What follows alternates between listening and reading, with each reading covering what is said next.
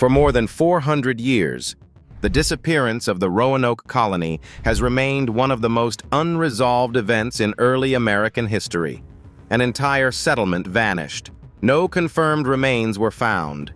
No final message was recorded. Only fragments of evidence were left behind.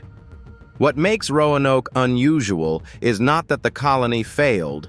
Many early colonies did. What makes Roanoke different is how completely the historical record ends. The Roanoke Colony was established in 1587 on Roanoke Island, off the coast of present-day North Carolina. It was England's first serious attempt to create a permanent settlement in the New World. The group consisted of approximately 115 men, women, and children. This was not a military outpost. It was intended to become a functioning English community. The expedition was led by John White, an experienced surveyor and artist who had already spent time in the region. White was appointed governor of the colony.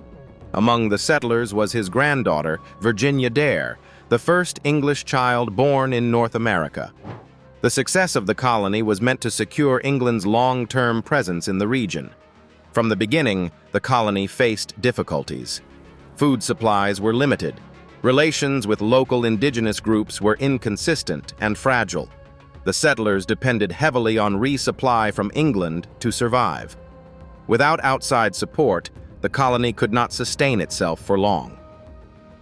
Shortly after establishing the settlement, John White made the decision to return to England. His mission was to gather supplies and reinforcements, then return as quickly as possible. Before leaving, White and the settlers agreed on a contingency plan. If the colonists were forced to leave Roanoke Island, they would carve a message indicating where they had gone. If they left under immediate threat, they would carve a cross. White's departure marked the last confirmed moment when the colony was intact. What followed was shaped by events far beyond the control of the settlers.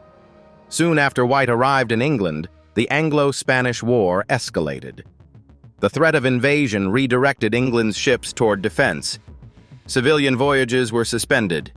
White's return was delayed not by months, but by years. He did not return to Roanoke until 1590.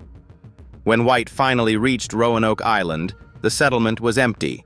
Buildings had been dismantled rather than destroyed. There were no signs of battle. No remains were found.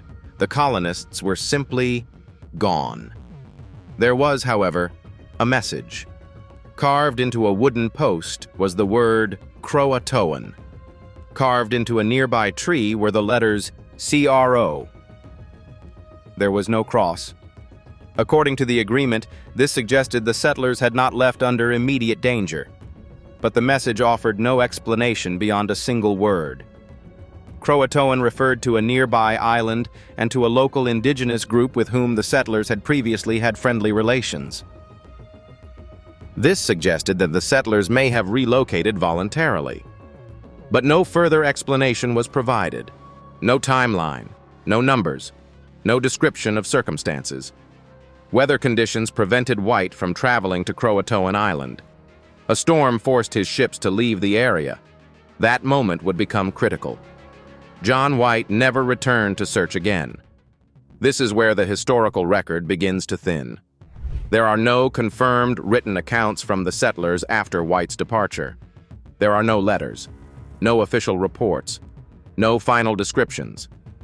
The colony disappears from documentation entirely.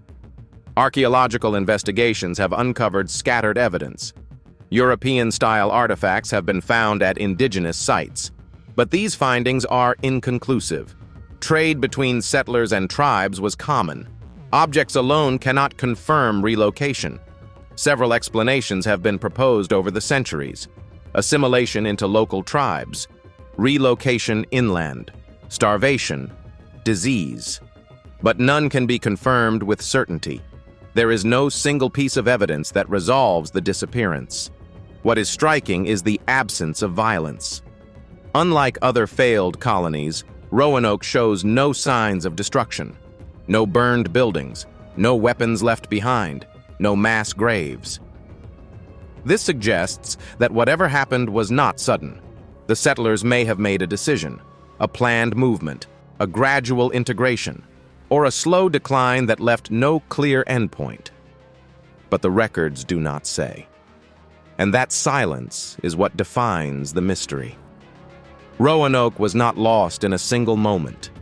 It faded from history. The people did not vanish. The documentation did. What remains are fragments. A word carved into wood. A settlement carefully dismantled. And centuries of unanswered questions. The Roanoke Colony is not a story of disappearance. It is a story of missing records, of history that ends without explanation. If the settlers survived elsewhere, why was nothing written? If they did not, why was there no trace? 400 years later, Roanoke remains unresolved not because of imagination or myth, but because the historical record simply stops. And in that silence, interpretation begins.